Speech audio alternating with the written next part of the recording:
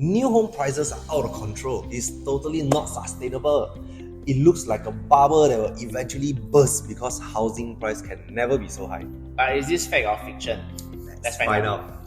With more and more new launch projects being launched at unprecedented prices, many homeowners are wondering if it even makes sense and if prices will eventually collapse when it can no longer sustain.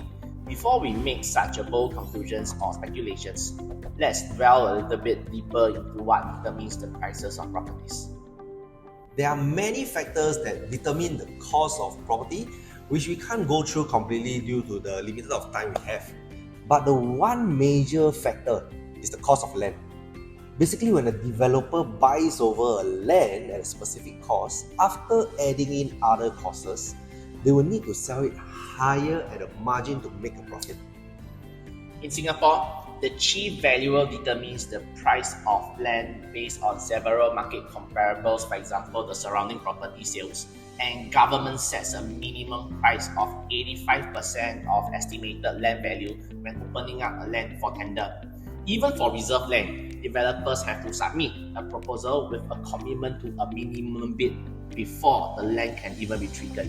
In other words, land will never be sold to developers far below market price. And how do you think that affects the prices of property in Singapore? Then buyers may be thinking that if the price doesn't fall, there will not be sufficient demand to sustain. The answer to that is population growth. Currently, population in Singapore is around 6.04 million, and population-wide paper projects a future population of 6.9 million, 900,000 more people with average household size of 3.09. We will need close to 300,000 more homes. Without even going into the exact numbers, we all know it's going to be a long time before we have enough home to accommodate that capacity. Until then, it's quite hard for us to say that there isn't enough demand. We hope this sharing is helpful for you. See you. Yes. Did it.